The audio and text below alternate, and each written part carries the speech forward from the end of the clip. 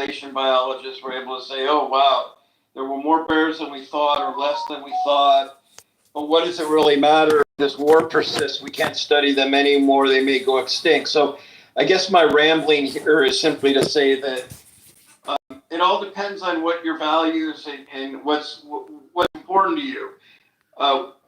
Sure, might be exploiting climate change and having trouble mitigating it, but at the scale of looking at, well, how far in the future do we have to worry? Well, we might not. We could die from a meteor. So it's like the climate change people are so gung ho on that, and that's fine. And I tend to believe in it, but I think it's very hard for people to separate all the things out that matter. And that's, I guess, my point. Like, we can worry about the climate. We might lose a couple megavertebrates, but what is if we lose polar bears? That's sad. But in terms of the trophic level they feed at, that's not going to affect humans very much. It's simply going to affect polar bears. So, as someone who does biology, do you know what the wet bulb effect is? I've heard of it, but I'm not that familiar with it or remember. Well, let me ask you a different question. Do you know why it's possible for humans to do things like run 10, 20 miles all in a row, but it's not possible for dogs? But it's not possible for what? For dogs to do that, for instance. Well, there's different angles to look at it. You could look at bipedal mammals versus tetrapods. I mean, I have to know more about what particular angle you're looking at. Could it be that humans can release heat from their body by sweating across basically their entire skin? And then when they sweat, the water evaporates and takes the heat with it.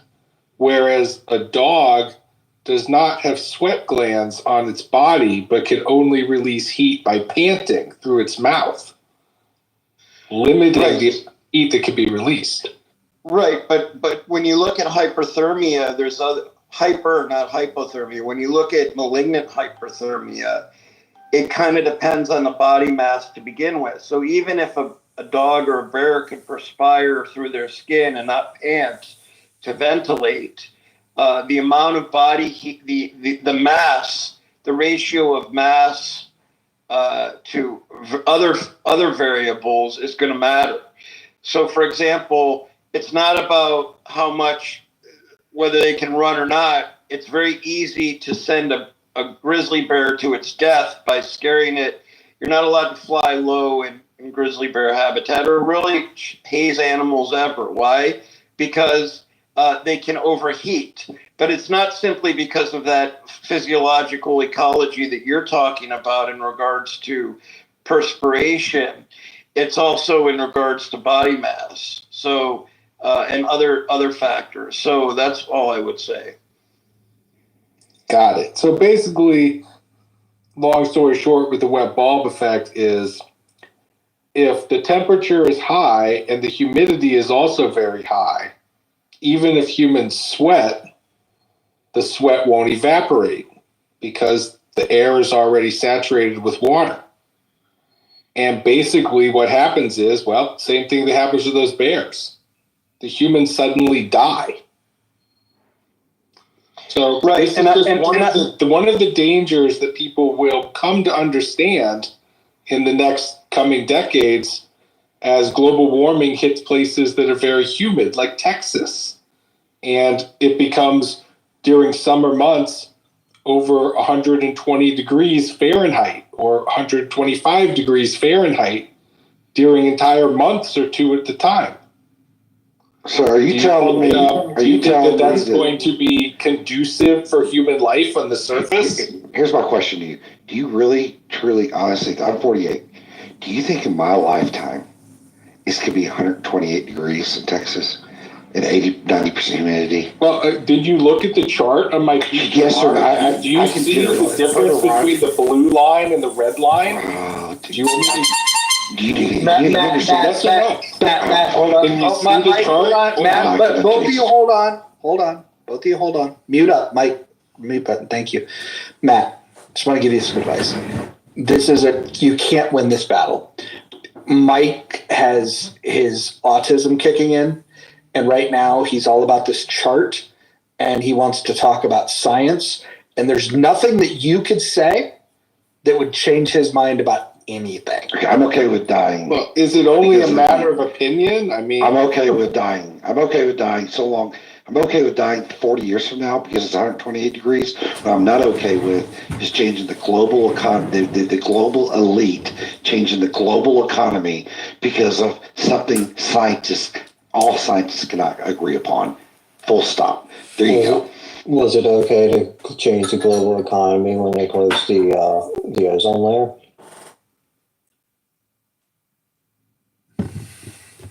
Yes, I guess so.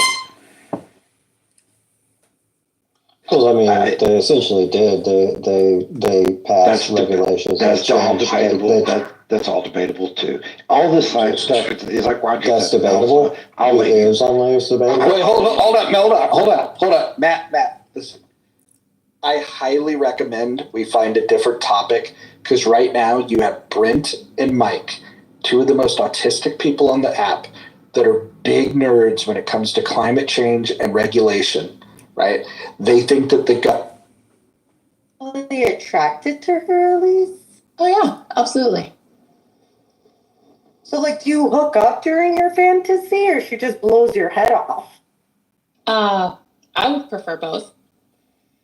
Ah, There's a distinction between petit mort and the big death, yeah? the little death? Yeah. Yeah. Yeah, the big death is marriage. Oh, God. And the little death is an orgasm. Mm-hmm.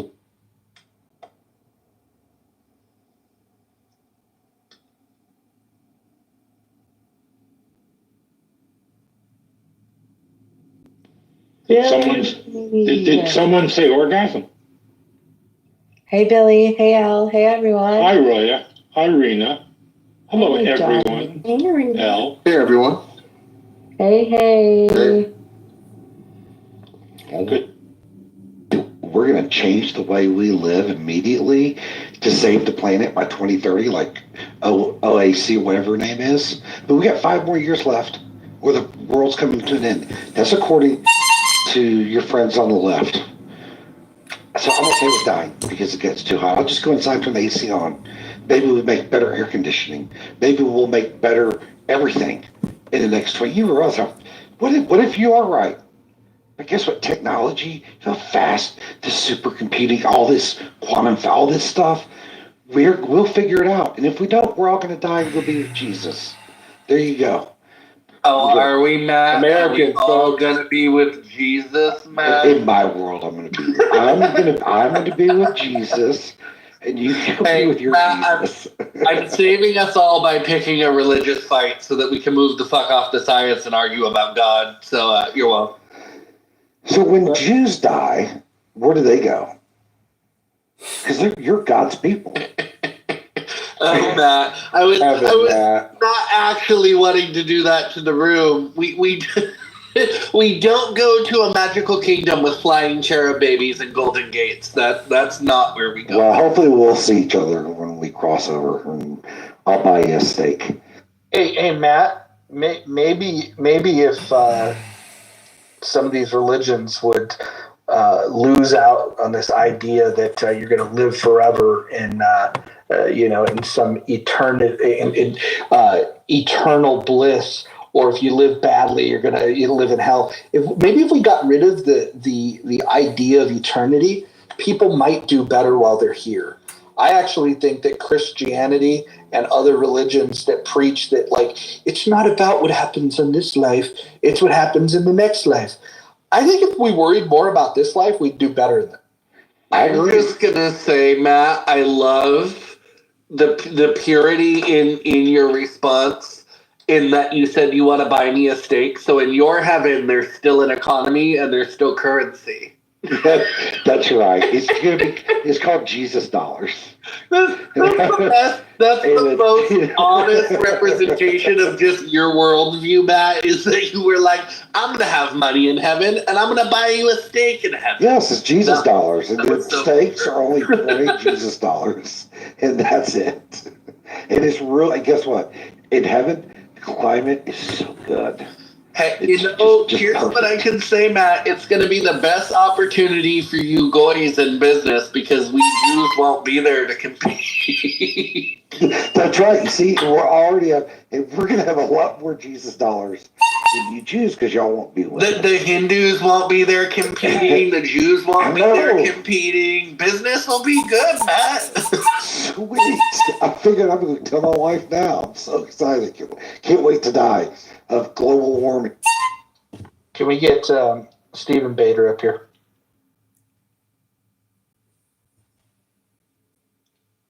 I don't see him. Stephen, where are you? Stephen, question for you, sir. On the 12th, are you going to participate in the Chip Roy Moneyball? Yes, I am. You're a good man, sir. You're a good man. 100%. I supported Massey with his Moneyball. I was there. I saw you.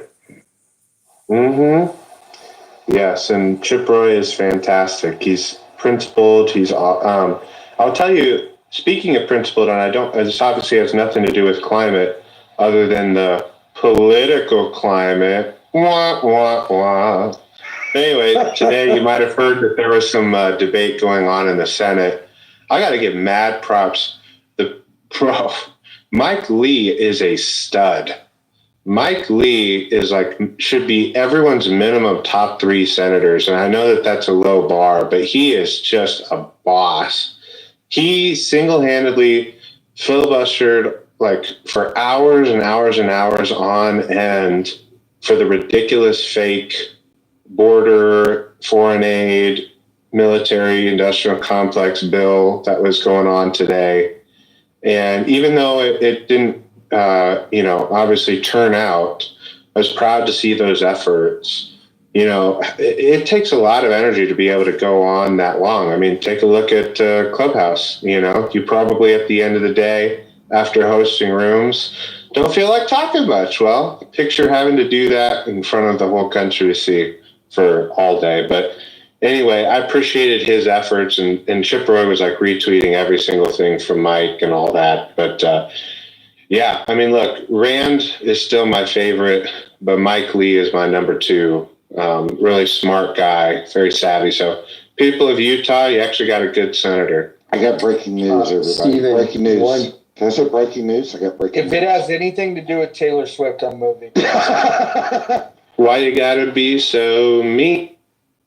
Tay-Tay has landed in Los Angeles. She's here. We got that update 30. That happened hours ago. Oh, I just saw breaking news. That happened before I left, Matt. What type of fucking horrible news? I'm fucking terrible. See? Oh, Jesus. Hey, breaking news. Princess Diana got in a car crash. She might not make it. Breaking news. Hey, Steven, I believe you owe me money. I don't think Ron finished with a 2 in front of his number in Iowa. He did. I believe you're a man of your word. No, he did. I believe Ron got over 20% in Iowa. 21%. If that was the bet, You said should 3. pay up. Yeah, it's a pay up, Brent. You dunderhead. Yeah, I you wasn't said even 3. serious about it, but I'll collect now that you've Damn, he opened your just mouth. locked himself into a debt. What a fucking No, he idiot. said 3. It wasn't 2. It was 2. Anyway. Yep, it was. Was it? Yes, it was. Thanks for the reminder. We'll go back. We can go back and look. I don't think I'll be more than happy to pay up. I'll be more than happy to pay up if it was. Thoroughly on his app.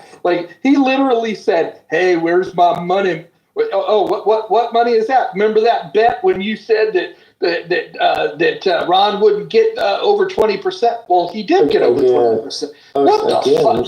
You are so we can go back it. That was we can go back. It was a 3 in front of the name.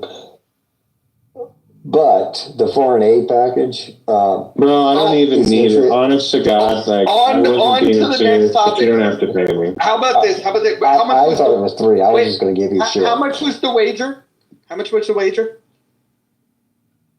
I $5? believe he was offering like 100. In all honesty, I think he said 3. If he said 2, I'm a man of my word. I'll go find chat and listen to it. So how much do you owe, Brett? I think he owes me, but anyway, it was 100. Okay, so it's $100. Okay, sure that you donate it. Show up on Twitter on the 12th. It's $100 to Chip Roy, and then say, "Hey, look, There you go. Put it in my name to Chip Roy. I'd rather take a video of me burning it. That would be a crime. That would be a crime. Bro, I remember the space. You were talking about how Nikki was going to be the savior and you were going to cross over, but then you were going to still vote for Biden in the general. I mean, that was actually pretty embarrassing. But yeah, look, I wish that he could have done better. I wish that he could have caught more fire. I mean, just to be candid, doing a little autopsy report of the primary, it's pretty hard to go against a semi-incumbent, and it's also hard to go against somebody who has a lot of what you think they're fair, unfair, founded, or unfounded, and those 4 words probably describe a variety of the cases, all of them. But I would just say, look, the perception is that here's a guy who is being prosecuted. And here's the thing that I've said multiple times on this app, and the first person on the left that's sane enough to actually take my advice will be really effective. You got to drop the TDS. You got to drop the obsession. Like all the principled conservatives who like tried to make a meaningful difference in the primary could not, because Trump's greatest gift. I mean, it's like it's hand delivered on a beautiful satin pillow. The best gift from the heavens you could ever hope and dream for is that he has all the right enemies. And it has been his greatest gift since 2015 when he first joined the primary then. And you had literal Tea Party candidates, very, very hard right candidates I was supporting, like Rand and Ted running. But the left, in their infinite lack of wisdom, didn't obsess about the people they actually had the most contrasting with policy-wise. They obsessed over Trump, who is actually, despite his rhetoric, a pretty center-right Republican. And they obsessed over him, and they hated him. And so all these Republicans who at the time were very skeptical of him policy-wise, which is why Johnson didn't do half bad, is because they said, well, hang on. If the media, Hollywood, woke corporations, the communists, Soros, and everybody that basically hates me has some sort of strange, bizarre hatred of him, more than I've ever seen, there must be something to him, or he must be doing something right. And it created a sympathy in the 2016 election, and over his presidency, it created a solidarity. And post-election, in this primary, it created a cement hold. The people feel compelled to rally around him. And like I said, you can debate the individual merits of the cases of this state doing this and that state doing that, and this prosecutor being political and this one not. That's like I said, all 4 of those words, fair, unfair, founded, unfounded, you could find a case and a state for each of those words. But the point of it is that the boys cried wolf a million times about Trump, and people have just become numb to the criticism, because you could have people point out like, hey, he really done messed up on this policy. Like it was absolute disaster. But then in the next breath, with the same fervor, say, oh, we should throw him off the cliff because his shoe's untied. And so when you are angry about everything, nothing gets listened to. even stuff that could be legitimate. And that's what drives me crazy as part of the, what I would say 70 to 80% of normal people who don't have either strain of TDS, Trump derangement syndrome, or they have an irrational hatred of him, and Trump devotion syndrome, where he could walk up, slap you in the face, and you'd say, thank you, may I have another? He can do no wrong. He's perfect. The only way that we can move on is both of those two ends of the spectrum, be able to call out both. Even if you're in that 70 to 80%, you probably lean a little bit more one way or the other, whether you like them or you don't like them, but at least you try to be objective. At least you try to call balls and strikes. You give praise, you give critique, you have a balanced approach. Those people have got to be willing to call out both sides. And unfortunately, a lot of people are only willing to call out people with one strain of TDS because it's convenient. It's going to take people calling out both. And so, yeah, when you have people who criticize Trump for all the wrong reasons, when there's plenty of actual reasons you could, it actually hurts the cause. It actually makes it hard to move on. And quite frankly, I think it's the people with the TDS that have, even though they hate him more than the devil himself, they will never show the humility, the reflection, and the introspection that it would take to realize they created him, they breathed life into him, they will guarantee that he will be a staple of our politics for years to come. And until they accept it, that's just going to be the case.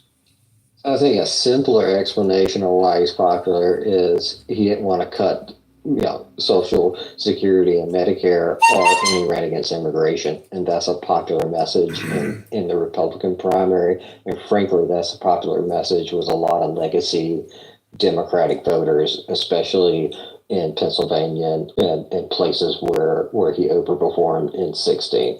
I'll be the first to admit he could be the next president. I mean, if you look at current polls, I don't think it's beyond, I don't think it's that predictive, but going into this election, he could definitely win. But I don't think it's a lot of reflection and say the left did this. The left didn't do this. The Republican Party liked they the did. message. The Republican Party liked the message that Trump attracted a lot of voters. He won the primary, and then he won. My things is that he's not getting. I'm sorry, who am I bringing up? Nobody's got their hands that I can see. Oh, no, I'm just saying, Dope Francis, get up here, because Dope is another conservative like me who supported Ron, who listens to a lot of the TDS stuff of both sides, the Trump derangement syndrome and the Trump devotion syndrome, and cringes and face palms. But Dope, just to summarize, the people who hate Trump actually benefit him more than they could ever believe. And that's the case I'm trying to make, and I know he would back me up on that. Yes, Stephen, you sound like someone that's has Trump obsession syndrome. Oh, I do? That's what it sounded like when I came in and listened to your monologue. So you can oh my God. That's what you that might be the stupidest thing. Wait, hold on.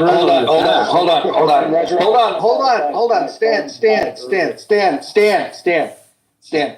This is like, I don't know why some people that are on social audio. Hold on, guys. Everyone mute up. I just don't get why when you're on social audio and you're going to argue with someone, you don't first at least ask a question or two to establish somebody's position before then you want to have a debate with them. I mean, look, Stephen and I know each other on this app. We don't know each other extremely well, but we've known each other on this app for over 2 years, and I can tell you that if you've spent any time around Stephen over the last couple of months, or even over the last year or so, you would know that Stephen was firmly in the camp of Ron DeSantis. Win, lose, or draw, he was backing Ron DeSantis. So, in fact, he was advocating for people to not vote for Trump in the primary. Now, I'm guessing that as somebody that sits in the party that he does, that come general election, he's going to have some different thoughts and some calibration that he has to go through. But the idea that he is simping for Trump, I've heard this guy at least a dozen times try to explain to his own party members why they should vote for someone other than Donald Trump. I mean, and so listen, I'm not saying you're a bad guy for making this mistake, Stan, but if you would have just asked one or two questions, you wouldn't have had to have embarrassed yourself like that. No, I didn't embarrass myself. What I heard sounded like a certain way. And I don't need to say that or defend anything if that's what it sounded like. Well, there's 45 seconds nobody in this room will ever get back, and zero value add to the discussion. But thank you as usual. See, this is the problem I have with the people on both ends of both people. This is the problem with people who are stricken with both forms of TDS. If they hear one positive thing about Trump, they lose their mind. If they hear one negative thing about Trump, they lose their mind. And quite frankly, there's plenty of positive and negative things that can be said. But if you just dare say one hair is out of place on his head to somebody that worships him, then you're a traitor.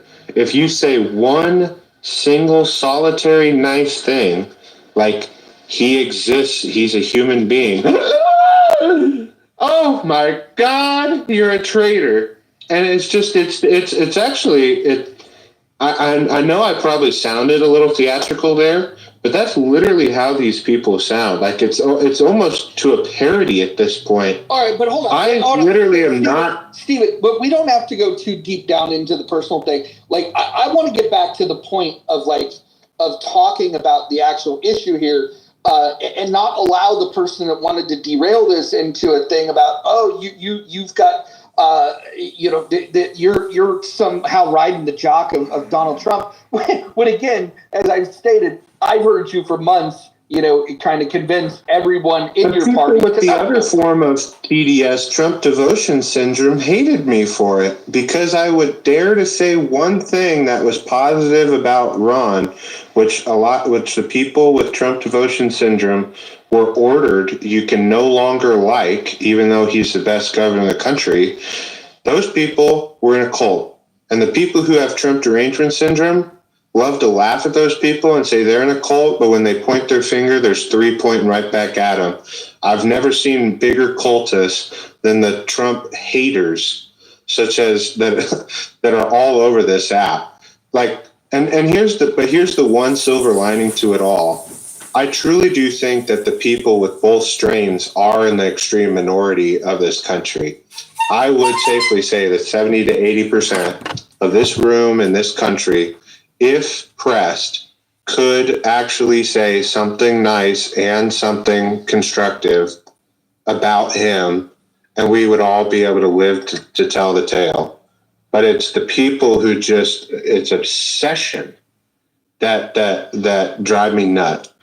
So you hit a point that I kind of want to circle back to that I think it's value to talk about, Stephen, before Stan, tried to character assassinate you there, which didn't go well for those of us who know you because it was totally off base. But people miss the fact that there are a lot of Republicans and a lot of conservatives that before Trump were sick of being told they're bad people, they're immoral people, they're this or that by the left with the, DNC-driven morality complex of, if you don't believe 100% of what we do, you're a bad person, you're this, you're that, and felt like they were under attack for everything from the Second Amendment to opinions on medications to opinions on taxation. A lot of those of us on the right have felt under attack by the left for years. And when Trump came out and turned into the number one target, a lot of conservatives saw themselves in those attacks and saw what they had been dealing with from the left for 2 decades. And the Democrats did themselves a disservice by making that a thing because a whole lot of people started to identify with him that never would have because they went, look, he's under fire. by the same Democratic establishment my beliefs are under fire of, and I'm going to go park my car in his wheelhouse. They didn't help. All they had to with do that. was shut the hell up, but they can't help themselves. And that's the problem, Bram. So, one, I mean, I think it's silly. You can't look at a whole administration and say something positive about it. I think the Abraham Accords were positive. I think renegotiation of NAFTA was also positive. But to say that this is all the Democrats' fault when the whole Republican apparatus is essentially built around owning the libs and pointing out how stupid the libs are and libs of TikTok and all that. Libs of TikTok is actually very helpful. If you don't understand the service they're providing, then you don't. I got it, but I mean, a lot of the political juice in the Republican Party is about owning the libs. Well, Brett, you I would argue. I would. Tied to what I mentioned, though, right? You that. I would argue that one of the problems politically the Democrats are having is not the focus on Trump right now, it's the lack of focus. He's not being platformed enough. He's not being constantly played on cable news. Like, if you could go back to the days where CNN was covering his podium before he came out to speak, Democrats would be doing a lot better politically. It's actually the lack of platform of him to get his crazy stuff out to the American people that is hurting Biden quite a bit. Well, what you said just ties directly into what I had said moments before, Brett, is that decades, and I'm old enough to say this, decades of kind of this, the left is moral, the right is immoral, moral superiority bullshit that those of us from the right have heard from the left political establishment created the tone you're talking about for this enjoyment on the right of owning the libs. That didn't exist 25 years ago. It exists now because for the last 25 years, those of us who have conservative value systems and sit on the right have listened to the left label us as immoral, horrible humans, and had to listen to Democrats try to take the moral superiority card over and over and over and over. And it created this resentment that then Trump stepped into that opened this door for a large amount of conservatives and Republicans do enjoy when libs get owned because they've had to listen to the bullshit for 30 years. That approach from the DNC created the opportunity for the people like Trump to jump on and have a lot more of us go, yeah, it is fucking exhausting hearing about how evil we are because we own guns. It is exhausting hearing how evil I am because I have a truck and little Greta Thunberg's irritating ass is going to go on the news. Like, it is irritating to a lot of conservatives that we have had 30 years of getting beaten over the head with this moral supremacy bullshit, that it created the space for all of the own the libs attitude you're talking about, which is why older Republicans like myself put some of that blame on the Democrats, because guess what? 30 years ago, when that wasn't happening, you didn't have that resentment. You didn't have that frustration. You didn't have huge swaths of the Republican Party going, fuck these, coastal elitist, deep Dem politicians who want to tell us we're evil for having old school values. So, speaking of old school values, Brent, my critique of Republicans and if conservatives still exist, of conservatives, I think one of the pivotal mistakes that was made was, and I don't know who started the whole liberalism as a mental disorder thing. I think that was a Michael Savage thing, but it caught on, and liberalism became the thing that was attacked.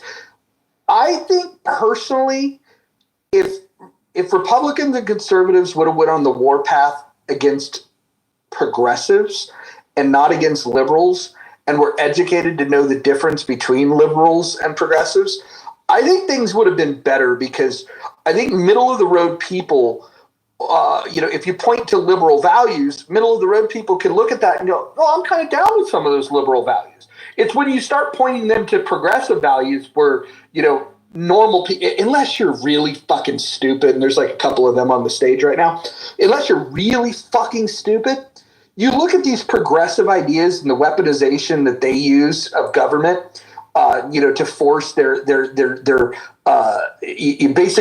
it's authoritarian, egalitarianism, which if you don't know what that means, it means that you're going to weaponize the government to bring upon this phony version of equality.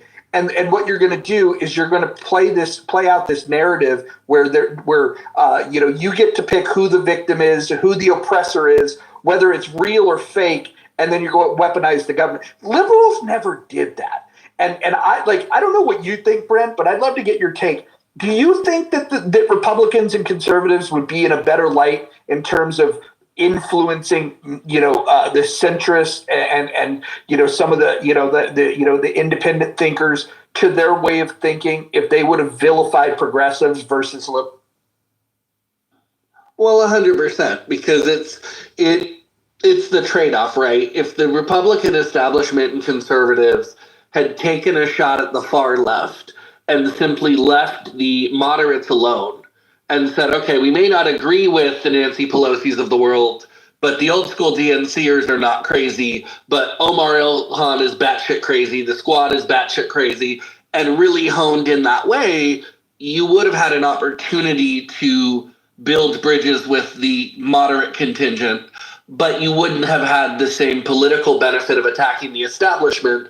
And so it was the trade-off. They stuck with old school politics of attacking the establishment leaders of the opposition party instead of saying, okay, let's attack the fucking crazy ideas that are coming out of the far end, and let's separate those two entities so that we can attack progressives for the crazy policy thoughts, and we can find middle ground with moderates. It would have been far more effective, but it's just not how our politics work, unfortunately. Do you think politics will ever get back to normal, like the old Bush Clinton debate days? Do you think those days are over?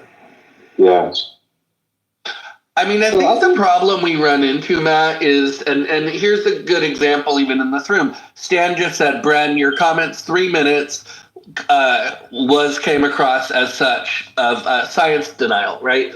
Nothing that I said had anything to do with science denial, right? But what Stan heard was me denying science when what I said was getting beaten over the head with a moral baton is exhausting. Bren, I'll get you a MAGA hat soon because they're just going to keep pushing you further and further right. I can't. No, I know, bro, but that's what's happening next with these people. Hold on, though. You know me. I'm in treatment mode. My brain is going to be slow if I get derailed. But it's a good example for why we can't have the middle ground political discussions anymore, because I said nothing that a normal person would have viewed as science denial, right? I honed in on moral supremacy as a baton in politics, and Stan here heard me as a very clear science denier. And so as long as people are going to hear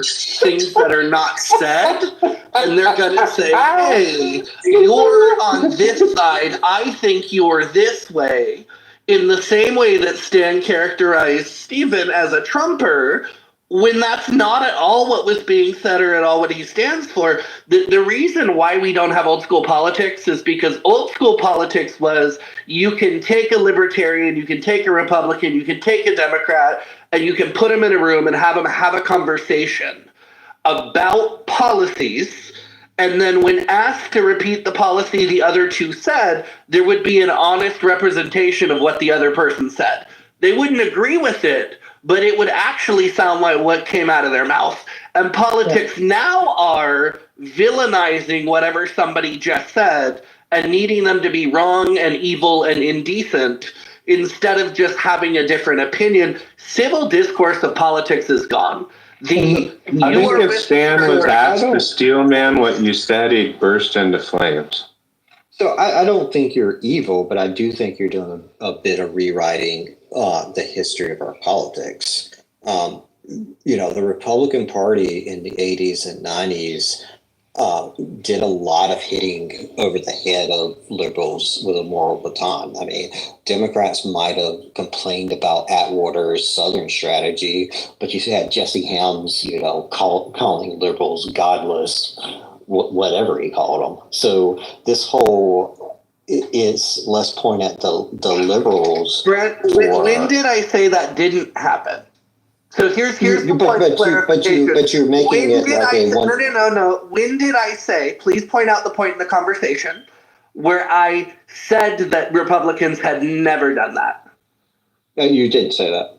Exactly. And here's the reason why I'm pointing that out, though. Right? The absence of me saying something is not me pretending it didn't happen. Right? What I said was, all of the aggressive energy that Trump took advantage of, a significant amount of that, was built up on the right, where I have existed, worked, politicked for years, and I'm old enough to have watched this happen, to where large swaths of Republicans and conservatives got exhausted with being called evil, racist, fear-mongering, gun-owning pieces of shit. And then Trump came out and was attacked with those same attacks. And people said, oh my God, I can see myself in this guy because I've been attacked this way. I'm not saying that there were not Republicans who did the exact same thing to Democrats. I was simply pointing out very specifically that the own the libs attitude that is so prevalent in my party came out of those 30 years.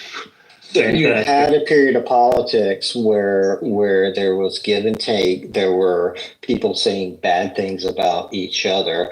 I don't doubt that in Republican circles, because I know a few, they feel kind of morally marginal, but there's objective reality and there's perception. And I would argue, if you look at the history of that period, what you saw is Jesse Jackson saying some things, but you would also have a Jesse Helms saying some things back, and that was normal politics.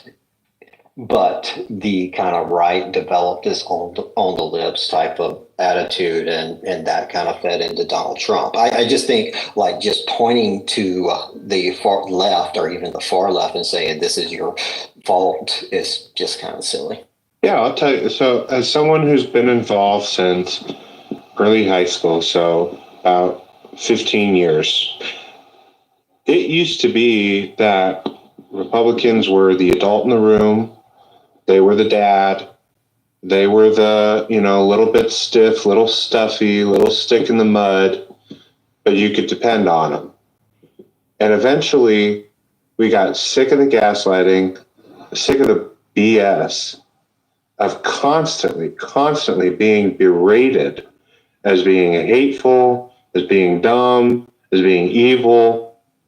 And what's sad is, that's what gets heard in a lot of public schools.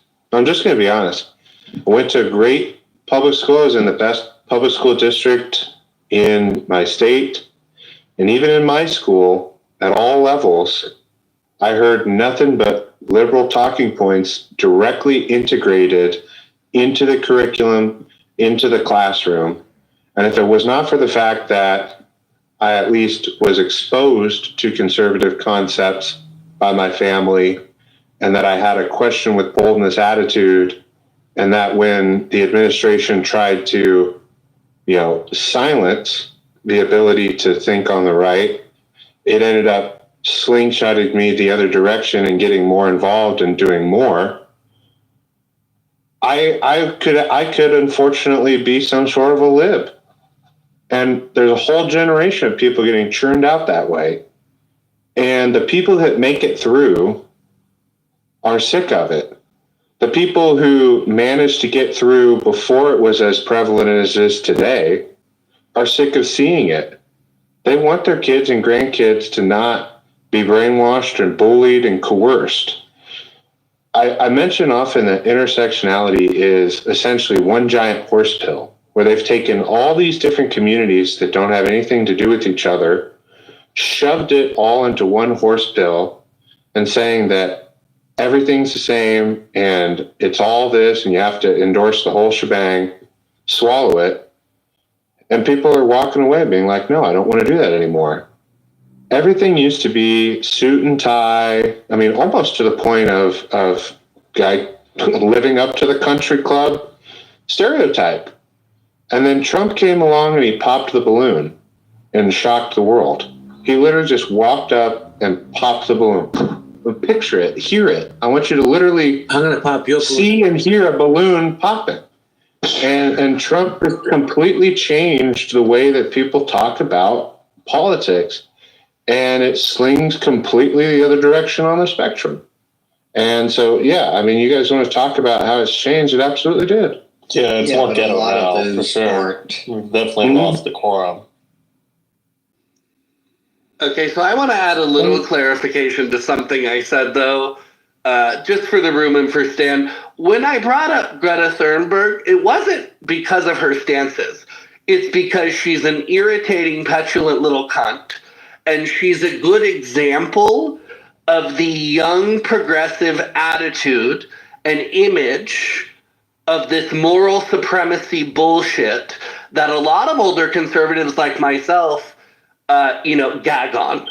So it's my criticism of her is almost never on what her beliefs are, because the conversation about the science is a conversation that you can have experts talk about, and that's fine. Having a child younger than my own children try to take some sort of moral stance about a world she's barely lived in is intolerable and irritating. So my attack on her was not an attack on science at all. It was an attack on a particular type of young progressive and the way they communicate and the way they're received by an older conservative generation. So anyone who took it as science denial, let me clarify, anytime I criticize that particular little creature, it's because she's a petulant, irritating little bitch that represents a type of archetype I don't enjoy and has nothing to do with her science stances. So two things. One, from Stephen's point, those Republicans that used to be country club, a lot of those professionals are now what we call Democrats. The Republicans now used to be in the Democratic coalition, kind of the white working class who Trump appeals to. So some of this is the people we call Republicans are just different than the people that we used to call Republicans. Second point, mentioning Greta, there's annoying right-wing activists too. Defining the Democratic Party or liberals on the far right, I think is silly when the Democratic coalition is a lot more conservative than it gives credit to. I just saw Cori Bush is losing by 22 in her primary. There's a reason why Joe Biden was a nominee, is because he was to a lot of voters in the South looked like the more conservative choice. So I just think there's a lot of demagoguery, or there's more effective demagoguery of the Democratic Party, of the voices on the far left, than there is effective demagoguery of the Republican Party with voices like Nick Fuentes. Well, let me jump in, Matt. Let me jump in. Hi, Jay. How are you, bud? I'm fantastic. Hey, good evening. So, I was listening to Bren's take, and a few words just stuck in my mind. He said, bitch. He said, cunt. And another word, twat waffle, came to mind. And all those words are appropriate, Brent, because Steven's a bitch, ML's a twat waffle, and Io is definitely a cunt. So I hate to gaslight the room, but that was just my feelings. And Greta Thunberg is a lowlife. Take it for what you want, people. I don't give a fuck. There's my take. Thank you, guys. Bro, the girl's 17. Why do we focus so much on this woman? No, she's like a 17. teenager. Who cares what a teenager is? She's an adult. She's an adult. Okay, first of all, she's 21 years old. She's made herself a public figure. I brought her up as a particular archetype. There are others. She's just one that I knew the entire room would know who that was. And she engages in a way that is just irritating and hard to tolerate if you are an older conservative. And so I was using her as an example of a progressive. I do think that Brent has a point that, you know, if the criticism is about the progressives, that's not necessarily a DNC criticism. And everyone who knows me knows I don't generally take shots at the DNC. I take shots at the far left fringe because I think they're fucking psychopathic pieces of shit most of the time. And I don't really see any sort of competency on the far left, right? The second piece, Brent, is you brought up Nick Fuentes. Here's where my perceived difference is. If you go into a room of conservatives and you have 100 conservatives, you have me, you have Steven, you have Monica KKK, you have, you know, the whole span. All of us are in there, Abby's in there, and you bring up Nick Fuentes. 60 to 70% of us are going to immediately own he's a racist, homophobic, anti-Semitic piece of shit. And he hung out with kitty diddlers and all these things, right? A significant amount of the room is going to acknowledge the criticisms about that person. If I take 100 Democrats and put them in a room and start to criticize Greta Thunberg the way I just did, the vast majority are not going to be honest in criticizing her, are not going to be open and willing to criticize her. So yes, there's irritating far end people on both ends, but as a Republican and a conservative, we are happy to eat our own if they step out of the line, and we are happy to eat our own publicly.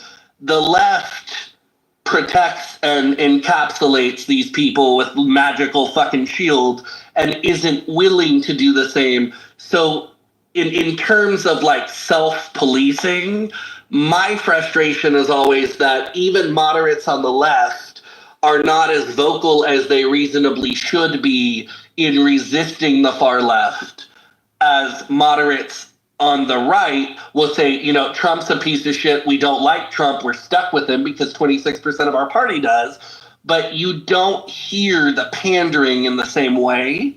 And that's where I draw the distinction between, you know, you saying, hey, there's a Nick Fuentes who's irritating and over the top over here, and there's Greta Thunberg who's irritating and over the top here.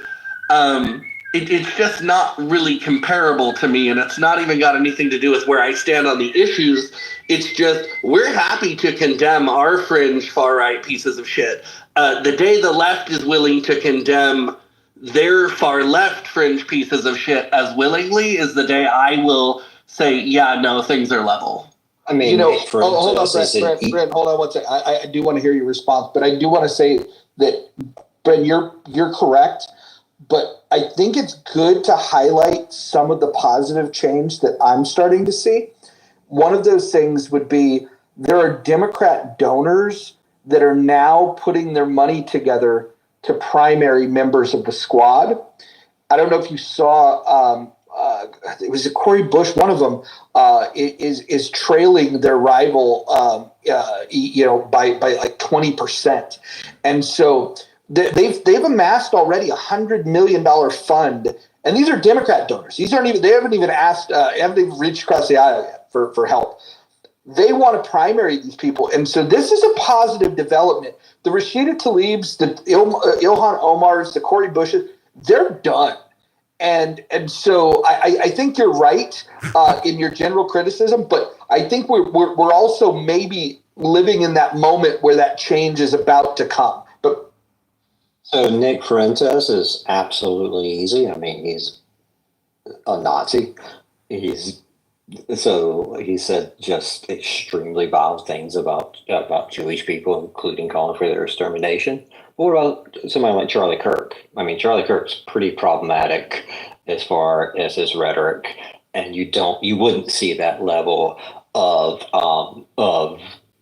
discussion on him if I went into the same room. You know, on Cori Bush, you know, I think you see this on a lot of city elections. You see the more moderate Democratic candidate win. I mean, Cori Bush is a point, you know, I brought up she's losing it in her primary. I mean, politics is local, and the Democratic coalition isn't as liberal as it is in the minds of a lot of conservative actors. So here's what I would say, and this is where I do wish more people would come out of the echo chambers of media and actually engage with people from much different political spectrums than they are.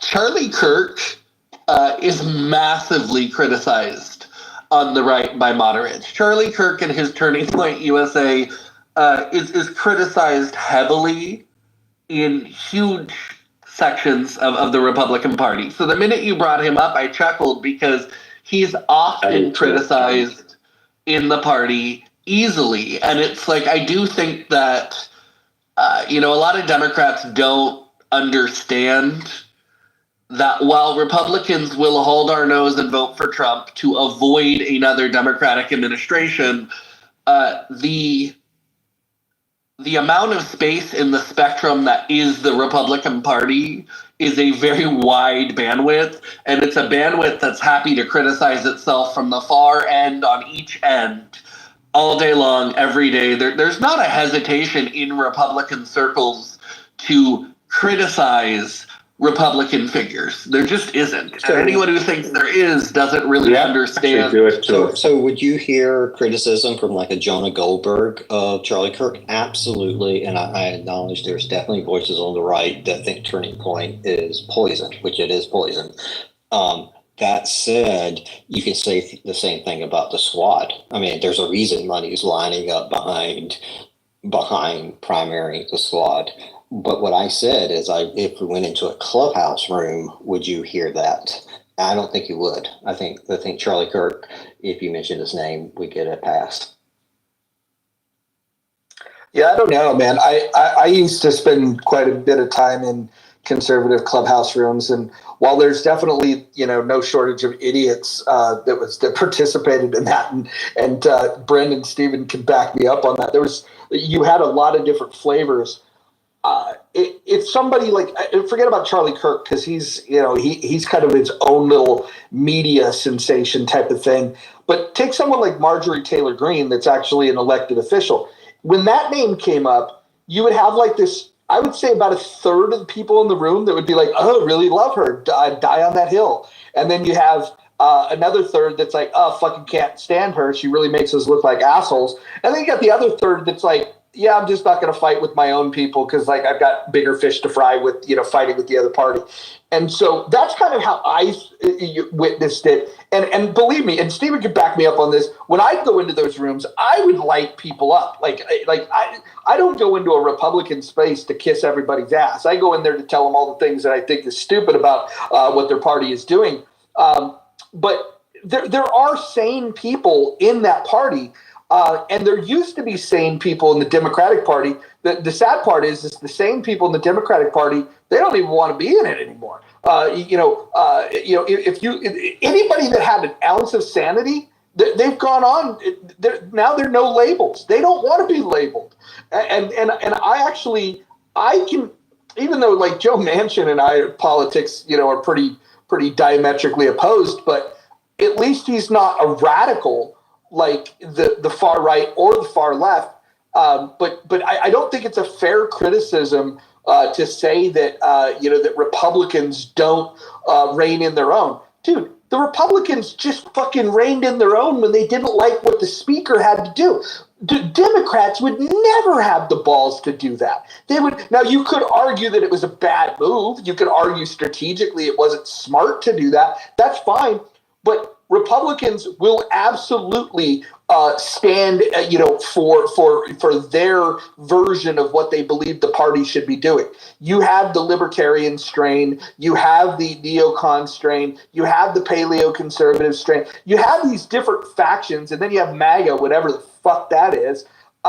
And so, there's definitely a lot more going on there, and so I don't think it's an accurate description at all that people turn a blind eye to that. I just think that's completely dishonest.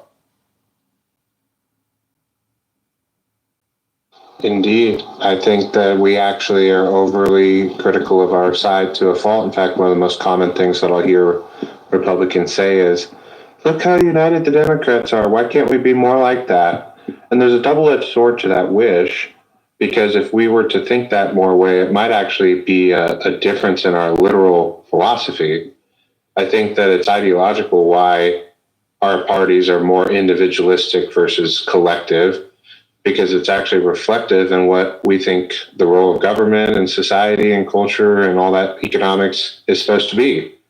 You know, when you think of people as a group, you're naturally going to fall more in line. When you think of people as individuals, you aren't.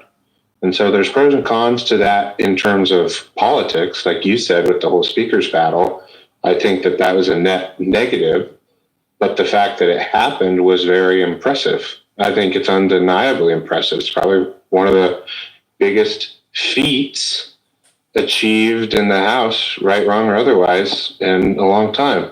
And you would never see that on the other side. Pelosi, Hakeem, Schumer, they've got their congregation by the huevos, absolutely just locked in a chain. And they count the votes and they whip twice. And that's just how they roll.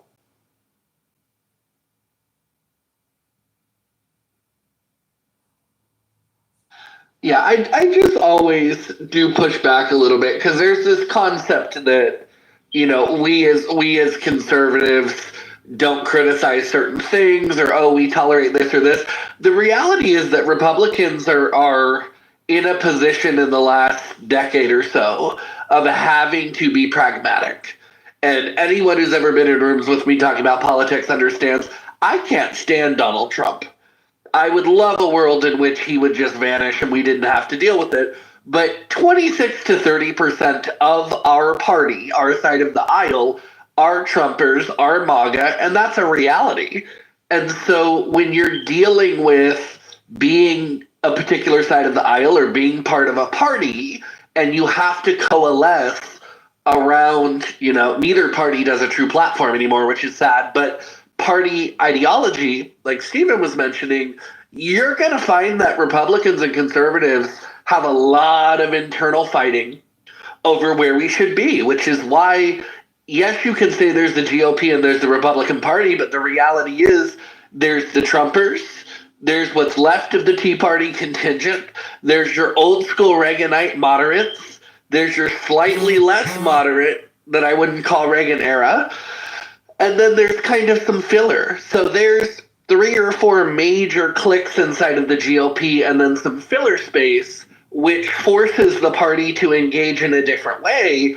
When you look at the Democratic Party, there's old school DNC corporate, like Pelosi, like Schumer, and then there's essentially the far end progressives. And maybe there's some people in the middle, but the party leadership as a whole is able to just rein in those votes in a way that is completely different. And then I always laugh because the criticism that comes from the left of Republicans is that, oh, well, you don't hold your own accountable, you don't do this. There's so much more debate on the Republican side of issues and stances than there is on the Democratic side, because we just don't coalesce in the same way. And I think Stephen made a really good point bringing that up.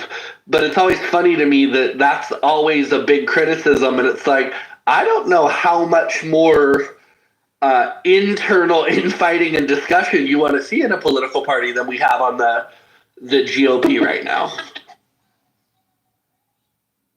I will say, like, you know, with all due respect, like, define funny. Like, you're making a lot of assumptions based on what's going on in a very combative and very situational situation, like what's going on in Israel. And to make light of that, I'm not saying you are making light of that, but overall, that's not cool. That's not fun. That's not, there's no situation where you can say, okay, we're going to have this engagement in a negative way based on what's going on in the Middle East, there's no reason, and I think it's very sad. Okay, And, does anyone else understand what the fuck he just said at all? No, I'm not being a honest. bit. Did anyone Hang on, real understand quick. what he just said? I'm a dumbass. Bren, are you seeing any hands raised? I don't know if the room's glitching. I can say it again if you want me to. I don't know what you're speaking of. Well, I just asked Bren, would the you rest mind of the sending room a for a direct quick response. invite? 1 second, Stiff, and I'll look at it in a second because I'm not seeing any hands raised. But I can reset. Did anyone else on stage understand what David just said? Yes. No.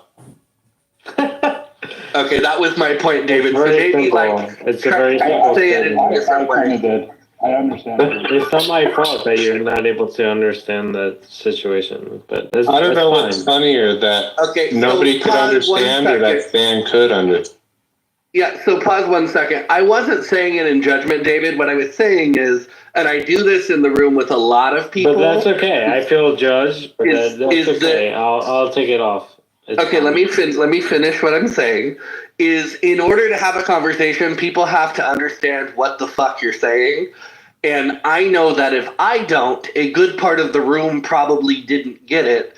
So I was stopping you so that you can reframe what you said and maybe take a second bite at the apple in a way that might be easier for the room to get, because I didn't get at all what you were talking about. We hadn't mentioned Israel in over an hour. There was no connectivity between what you were speaking on and what the room had just been talking about. So if you could try again, that'd be wonderful.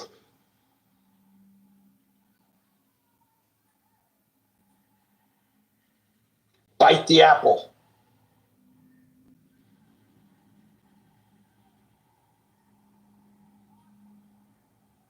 Okay, or not. I mean, it's fine either way. I was just more saying I was not understanding, so I could assume part of the room probably didn't get it either. I am having issues bringing people up, Roger, so if you could try that. I've been trying to. I've been struggling to do the same. So I don't know what's going on with it. I don't know if it's glitching. If you're talking about Dope or whatever his name is, I've tried about 10 times with him. Can we talk about Stormy Would you mind Daniels just for a if moment? I dropped and came back up, if you just modded for just a second and see if I can pull some people up? I don't need the badge. I'll just try and help. All right, Dope. Let's see if this works, bro.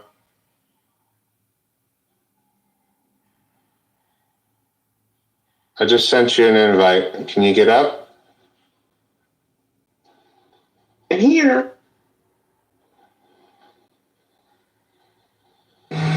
Worked for me. Oh shit! Wait a minute. We got Wallace up here. What the fuck? Is it a special occasion? Let's play Retard Day. What's up, Walt? Oh my God! Wow. Wallace. No, you're able to pull people up. It's working now. Yeah. So Yeah, Wallace. but Dope still Hold on. Wallace is an interesting one. He comes to the rooms. He does the emojis pretty religiously. We never really kick him out of rooms, but every once in a while we'll bring him up on the stage and he'll just sit here quietly. And then he'll like fucking Tourette's will come off mic, say some really crazy shit. And then it's like, all right, Wallace, into your day. I don't get Wallace. I just don't get him. I don't dislike him. I just don't get him. It's like watching like a foreign film without fucking subtitles. It's like, yeah, it's beautifully shot, but I don't fucking get it. Perfect. That's great. You see? See what I mean?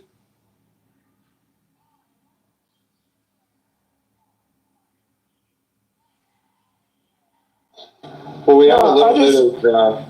I just came up to show that it's working, that you're able to pull people up, and But have we I've been able enjoyed to all pull day. up Dope? That's the person we're trying to, that's stuck. Oh, well, I guess I'm just lucky. It's been great all day, though. Love the. I didn't try inviting you up because you didn't have your hand raised, but I've been trying. I think you're seeing. I don't think you're seeing every hand, because as soon as I became mod, I was swimming in hands.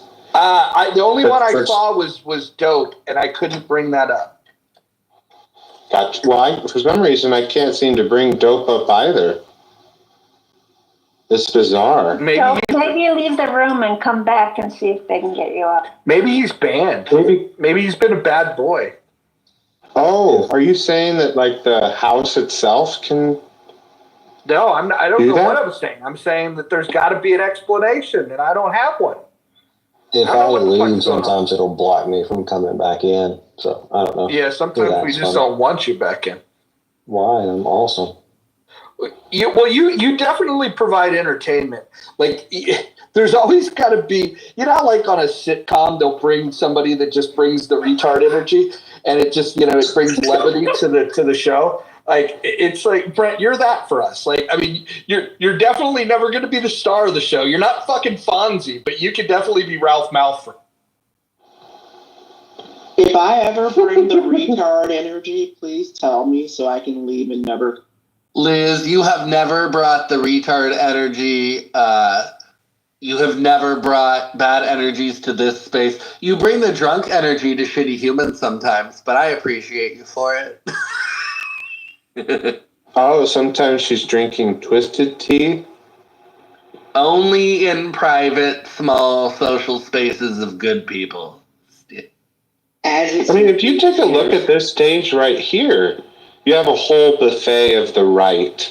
That's what really is amazing to me, that somehow we're like seen as non-policing. Like, I'll be honest with you, like from a strictly political, strategic point of view, we're actually so not united that it's a problem. So of all the things to criticize the right, that somehow people don't speak their mind critically is, it's not even laughable. It's just astounding. We are so individualistic. It's actually politically damaging, but it philosophically makes sense because, like I said, if you naturally have more of a "don't tread on me" attitude in your politics, it's going to reflect in how you conduct yourself as well, and not saying, "Well, I don't have to go with the crowd. I don't have to go with what the group says." It's just you're naturally compelled to be that way in all aspects of your life, and including how you move in politics.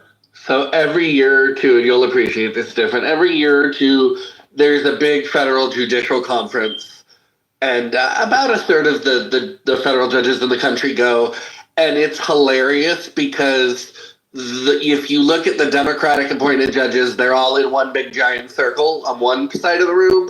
And then you have very clear, almost divided by the president who appointed them, Republican judges. And you have all the originalists in one corner, you have the moderates in one corner, and these are all people who've known each other for many, many years in some cases, but there's this clear division of, oh, we're this type of Republican, I'm going to come over here. And it's the part of my career that makes me laugh where it's the most visible, where it's like, no, we self-segregate almost immediately upon entry. Bader's point is well taken because I think more people on the right, just this is a generalization, so don't come at me because there's always exceptions, but more people on the right tend to be free speech absolutionists and very much constitutional, really believe in constitutional to the T. And so we think freely and we speak our own minds a whole lot more. We don't tend to go with the flow and suppress somebody's speech because it hurts our feelings.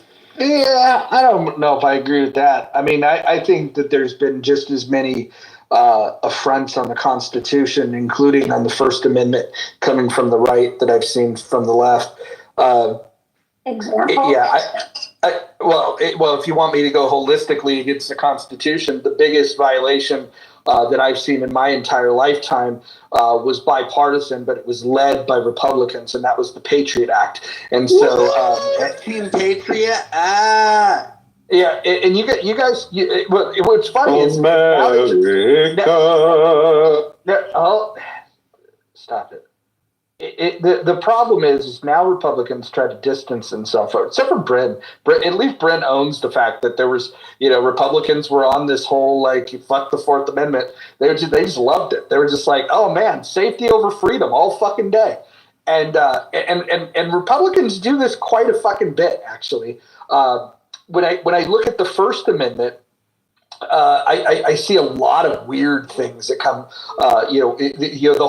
The whole idea of restricting, what kind of information that people can access. Like these pushes back in the. I don't know how old some of you guys are, but when they were trying to say that people shouldn't have pornography, I don't mean children not having it. I don't think children should be exposed to it. But when people like Larry Flynt were fighting his free speech battles, he certainly wasn't fighting a free speech battle against the fucking left. And you know who else he wasn't doing that? Howard fucking Stern. There was plenty of people when Larry Flynt and Howard Stern, two of the biggest, provocateurs that wanted to push the envelope of the First Amendment. Their opposition came from conservatives, and so I think people should get off their high horse about how one side supports the Constitution, the other doesn't. Matter of fact, I don't even have to go back in time. We can just go to Donald Trump, some of your dear Lord and Savior, fucking Mr. Orange. This guy fucking wants to bump stocks. Then he says, grab the guns first, worry about due process later. I mean, like, honestly, the hits keep on coming. When it comes to gun rights, some of you motherfuckers act as if like Republicans are have a great track record on protecting the Second Amendment.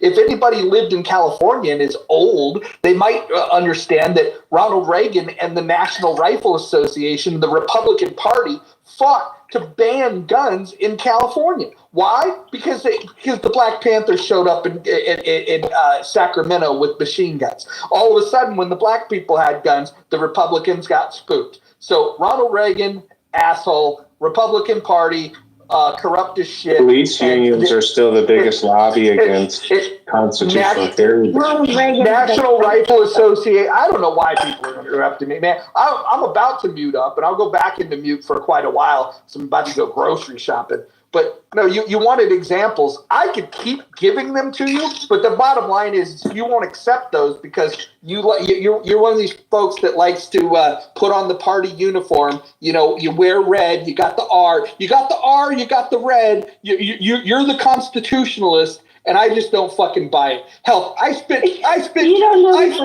years on this fucking app listening to you guys sit around and jerk off Jock, who's talking about he wants to repeal the 19th Amendment and doesn't think women should vote. Don't talk to me about your support of the Constitution. Fucking bull. Well, as far as Larry Flynt, I'm old enough to remember all that. Correct me if I'm wrong. I think that was just conservatives not liking it, period. But I don't think they were trying, and especially because that was the same era that there were limits on what you could say on through radio waves and on TV. And I think they were more fighting that it was not that they couldn't say it, but that where they could say it, like on primetime TV, that kind of stuff. That's what I remember it as.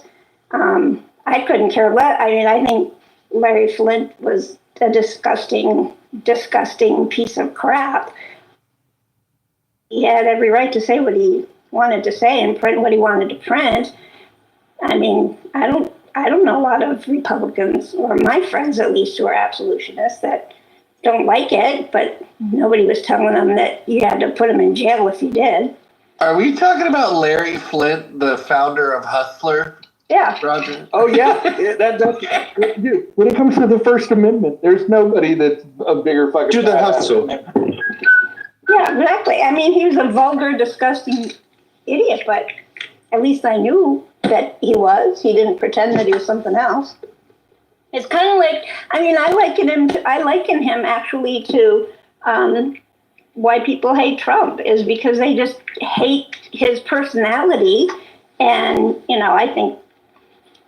I think Larry Flynt had it was disgusting what he was, trying to do. But I'm just gonna people say, get hysterical, and he had the right to say it. I mean, he had the right to print it. if I survived an assassination attempt and was paralyzed and stuck in a wheelchair, I would probably have a horrible personality too. I'm just gonna put that out there. Well, I don't know. Maybe you'd be grateful that you're alive. Who knows?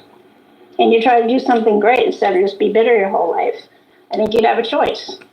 Some people make a choice to be bitter and angry. Some people make a choice to make their life better.